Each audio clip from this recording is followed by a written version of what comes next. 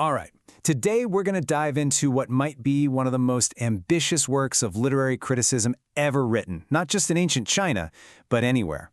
It's called The Literary Mind and the Carving of Dragons. And trust me, it's way more than just a book. It's a grand attempt to create a complete map of the literary universe. But to really get why this book is so important, you have to picture the world it came from. We're talking about the Six Dynasties period. The incredible Han Dynasty had fallen apart, and China was plunged into an age of, well, chaos. It was a time of deep uncertainty, constant warfare, and social breakdown. And right in the middle of all that turmoil, a scholar named Liu Xie decided to do something completely counterintuitive. He wasn't trying to build a fortress or lead an army. No, he set out to build a permanent, stable structure for literature itself. His goal was to bring a little bit of order and meaning to a world that was pretty much falling apart. So how on earth did he do it? Let's start by looking at that chaos. You might think that kind of instability would crush creativity. But what actually happened? Well, that's what this first section is all about. It's a funny thing. Sometimes chaos can be freeing. With all the old rules and structures gone, writers and poets felt free to experiment, and it led to this incredible explosion of creativity. All sorts of new styles started popping up. You had these beautiful popular love songs coming out of the South, and these tough militant ballads from the North. Poets were locking in new forms, like the five-syllable line, and even Buddhist ideas were influencing the sound and musicality of the writing. The problem was, with so much happening, it was a mess. It was vibrant, sure, but it desperately needed a system to make sense of it all. So where did Liu Xie even begin to build his system?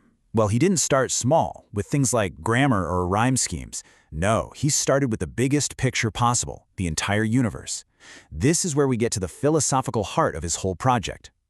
And everything, everything, hinges on his understanding of a single concept, when. Now for Liu Xie, when didn't just mean literature or writing. It was something much, much bigger. It was the pattern woven into reality itself. The stripes on a tiger, the constellations in the sky, the rhythm of the seasons, that's all when. So for him, literature wasn't just some decorative hobby. It was a human way of tapping into and expressing the fundamental order of the cosmos. This idea led him to create this amazing hierarchy, a kind of flowchart for all of literature. At the very, very top, you have the Tao, the ultimate cosmic order. The only people who truly understood that order were the ancient sages, and they wrote down what they knew in the Confucian classics. So for Liu Xie, every other piece of writing, every poem, every story had to be a branch that grew from the great trunk of the classics. If it wasn't connected to that source, it wasn't legitimate. Okay, so once he laid that cosmic groundwork, he could start building the actual pillars of what makes literature great. He wasn't just interested in defining what literature is, he wanted to define what makes it good. And his most famous idea for this is the ideal of wind and bone. It's all about balance. Great writing, he said, has to have wind. That's the passion, the raw emotion, the energy that makes it feel alive and spontaneous. But that energy needs to be supported by bone. A strong structure, a clear message, and a solid moral core. Think about it. Without bone, writing just falls apart. But without wind, it's just a skeleton, totally lifeless. You need both. And he used this wind and bone standard as a weapon, really, to critique the popular writers of his own time. He saw them as being obsessed with flowery, ornamental language. It was all decoration with no substance.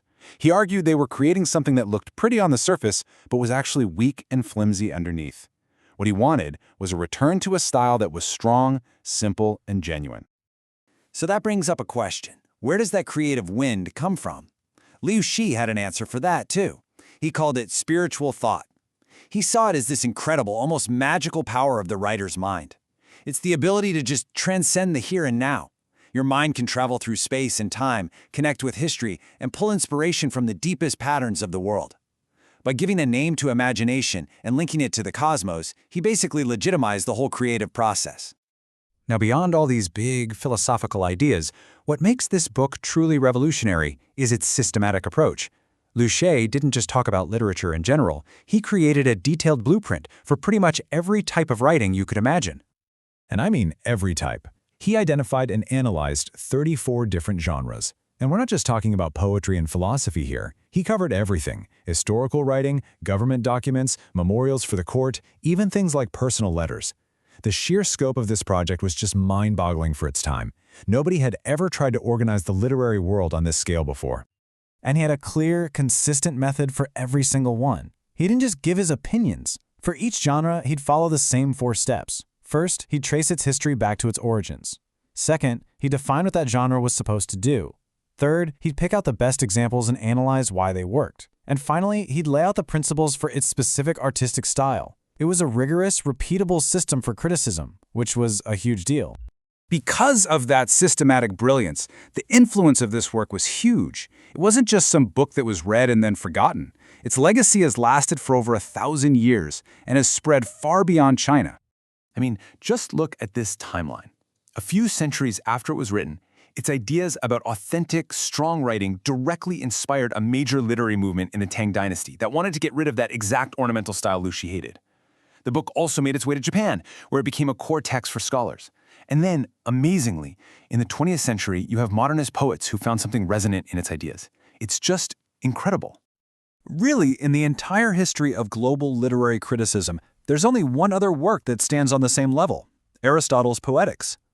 But what's so fascinating is how different their approaches are. Aristotle starts with mimesis, the idea that art is an imitation of reality, so he focuses on things like plot and character. Liu Xie starts with cosmology, the idea that literature is an expression of the universe's pattern, so his focus is on the writer's mind and the spiritual quality of the style. It gives us a completely different and equally valuable way of looking at what literature is for.